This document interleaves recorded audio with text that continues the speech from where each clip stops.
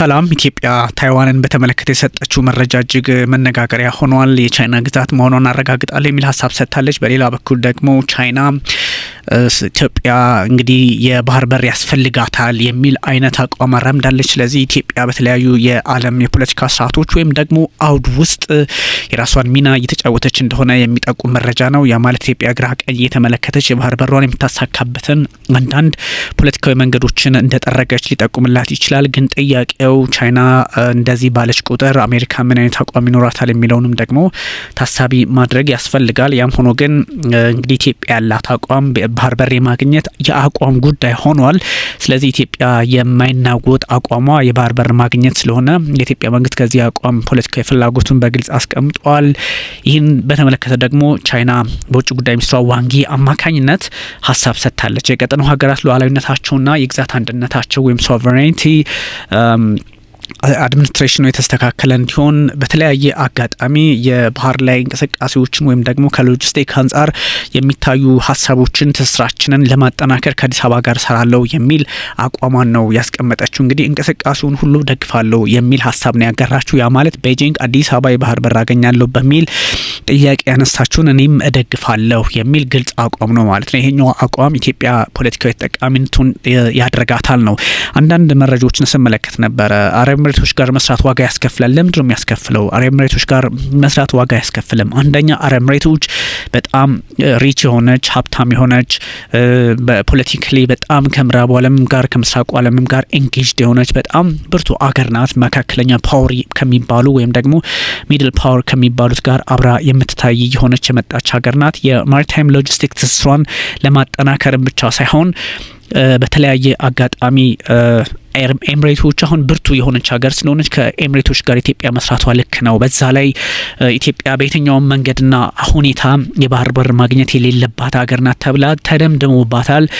ሁሉም ጀርባ ሰጥቷታል። ይህን ጀርባ በተሰጠችበት አጋጣሚ ደግሞ ኢትዮጵያ ከሚመስሏት ሀገራት ጋር አብራ መስራት አለባት። እነዚህ ደግሞ ከእስራኤልና ከአረብ ኤምሬቶች ጋር ነው። አረብ ኤምሬቶች ጋር መስራት፣ እስራኤል ጋር መስራት ኢትዮጵያን ዋጋ ያስከፍላታል።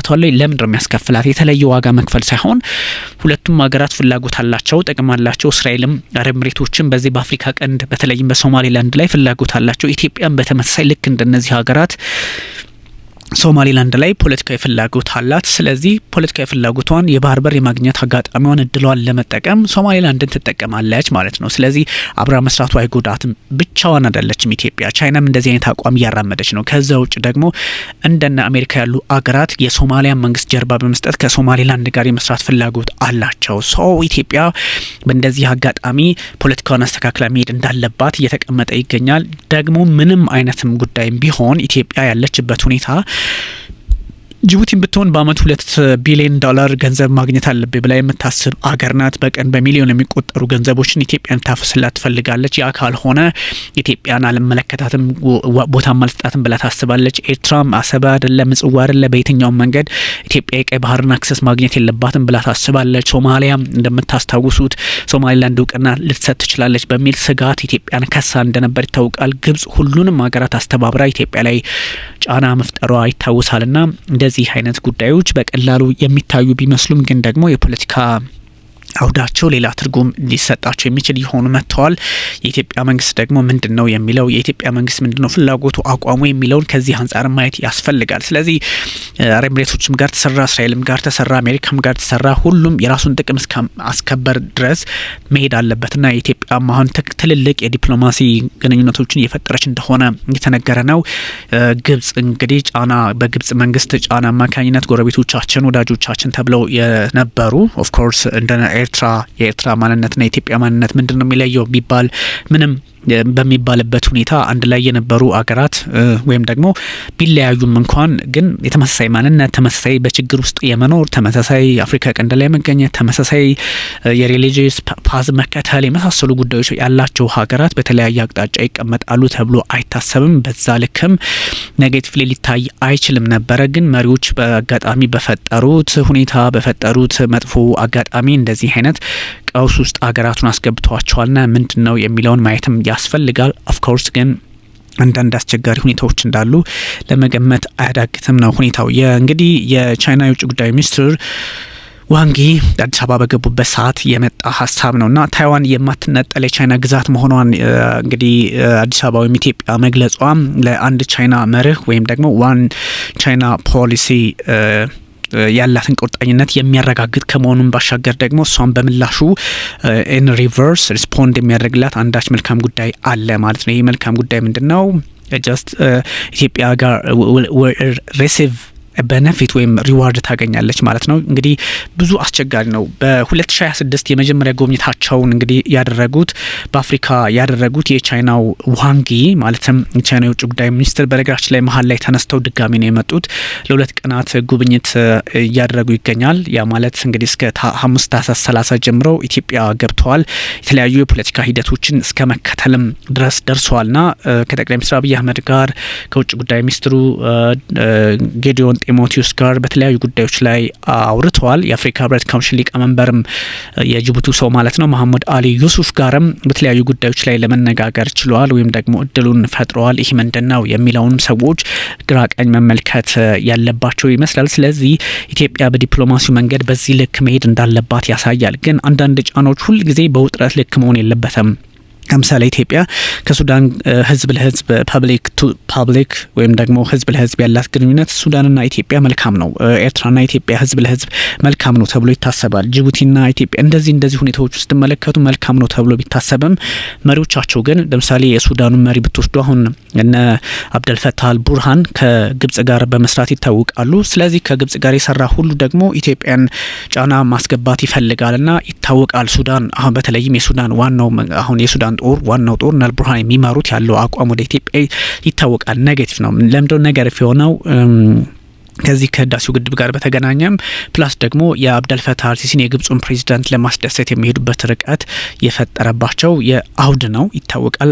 አንደርስታንድ የሚደረግ ነው እና ይሄኛውን ታሳቢ ማድረግም ያስፈልጋል። ኢትዮጵያ በሌላ መንገድ ይሄን ጉዳይ የምትመለከተው ከሆነ ለምንድነው ጫናው ቀላል አይደለም ወይም ደግሞ ከባድ ነው እየተባለ የሚገኘው የሚለውንም እንደዚሁ በስፋት ማየት ያስፈልጋልና አንዳንድ ሰዎች በሚያስቀምጡት ልክም ብቻ ሳይሆን ኢትዮጵያ በእርግጥም ውጥረት ውስጥ ናት። የውስጥ ችግሯ አሉባት።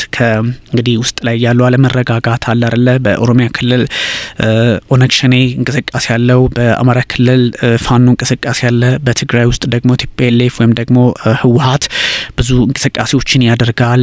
በአፋር ውስጥም እንደዚህ አንዳንድ ከኤርትራ ጋር ግንኙነት ያላቸው ችግሮች አሉ።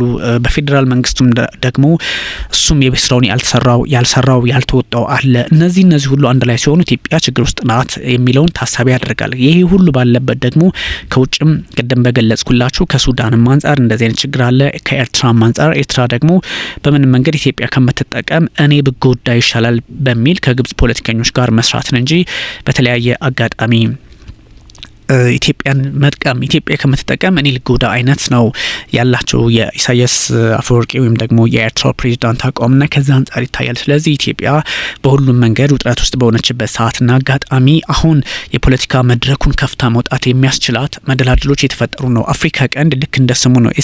ኢስ ሆርን ደግሞ ቀንድ ሁል ጊዜ ደግሞ ኢስ ዲስተርባንት ቀንድ ያለበት አካባቢ ሁሌ የመወጋጋት እንደዚህ አንዱን ሌላው ላይ አታክ የማድረግ አዝማሚያ ያለበት ስለሆነ ከዚህ አንጻር ጉዳዮች ሊታዩም ይችላሉና ብዙ ሁኔታዎችን ታሳቢ ማድረግ ያስፈልጋል ተብሎ ይቆጠራል ወይም ደግሞ በዛ ልክ ይታያልና ለዚህም ነው በዚህ ተርሞይል በሆነ ወይም ደግሞ መረጋጋት በተሳነው ቀጠና ላይ የሚሄዱ ሁኔታዎች ከአምስቱ ቋሚ የጸጥታው ምክር ቤትም ጋር በተለያዩ ጉዳዮች ላይ አብሮ የመስራትን እድል መፍጠር ያስፈልጋል። ኢትዮጵያ ከአምስቱ ቋሚ የጸጥታው ምክር ቤት ጋር በጣም ሰላም ነች። ያ ማለት ከሩሲያም ጋር ትሰራለች፣ ከቻይናም ጋር ትሰራለች፣ ከአሜሪካም ጋር ትሰራለች፣ እንደዚሁ ከብሪታንያ፣ ከፈረንሳይ ከሁሉም ጋር ወዳጅ ሆና የቀጠለች ሀገር ናት። ግን እንደነ ኤርትራ ያሉ ሀገራት ደግሞ ፕሬዚዳንት ዶናልድ ትራምፕ የሚሄዱባቸውን ርቀቶች ምናምን በማውገዝ ይታወቃሉ እና ይሄ ልክ አይደለም ተብሎ ይታሰባል። ግን አንዳንድ ሁኔታዎችን ትንሽ ጫና የሚፈጥርባቸው ሊሆን እንደሚችል ይነገራል። ግን የቻይና መንግስት በኢትዮጵያ የሚከናወነው ልማቶች ምናምን ያው የተለመደ ነው። እንደዚህ አይነት ነገሮችን ሲያሰማ ነበረ። የኢትዮጵያ ሕዝብ ከሁኔታዎቹ ጋር የሚስማማ ልማት እንደሚያስፈልገው፣ የባህር በር እንደሚያስፈልገው ደግሞ እንደዚሁ ቻይና በግልጽ አስቀምጣለችና አገራቱ በተለያዩ ፖሊሲዎች አብረው እንደሚሰሩ ነው። ቻይና እንግዲህ በአፍሪካ ቀንድ በጣም ከፍ ያለ ሚና መጫወት ትፈልጋለችና ለዚህ ደግሞ ኢትዮጵያን ይዛ መንቀሳቀስ እንደምትፈልግ ተቀምጧል። ትንሽ አስቸጋሪ ነው። ቻይና መግለጫ ኢትዮጵያ መንግስት ከቅርብ ዓመታት ወዲህ እያነሳ ያለውን የሲ አክሰስ ተጠቃሚነት ጉዳይ ደግሞ ከዚህ ከሪጂናል ኢንቴግሪቲ አንጻር እንደምታየውና ከዛ አንጻር ፖለቲካውን እንደምታየው አያይዛም እንደምትጠቅሰው እንደምትፈልገው ነው የተነገረውና በተለያዩ መስኮች ግንኙነትን ማጠናከር አለ። በአፍሪካ አንድነትን ማጠናከር ያስፈልጋል። ለዚህ ደግሞ ኢትዮጵያ ትልቅ ሚና አላትና በዚህ አጋጣሚ ደግሞ ቤጂንግ አዲስ አበባ እንደምታበረታታ ነው ዋንጊ በመግለጫቸው ወይም ደግሞ ከሺ ጂንፒንግ ይዘውት የመጡትን ሀሳብ ያጋሩትና የባህር ሎጂስቲክን ሁኔታዎች ያነሳሉ።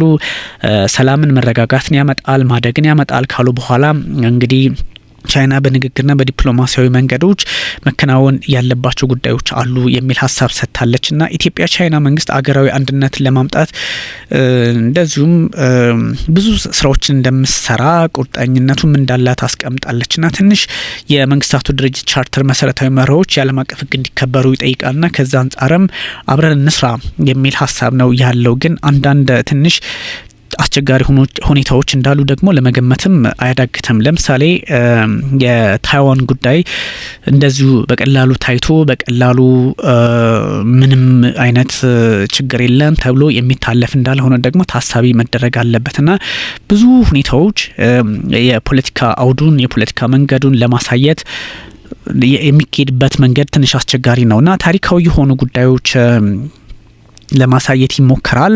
ግን ደግሞ እንደዚህ አይነት የፖለቲካ አውዶችን ደግሞ በሌላ አቅጣጫ ማየትም ያስፈልጋል። ታይዋን ኢትዮጵያ ከቻይና ጋር ያወጣችውን መግለጫ ደግሞ በዚሁ አጋጣሚ ተቃውማለች። ታይዋን በጣም በከባዱ ነው ኢትዮጵያን የተቃወመችው።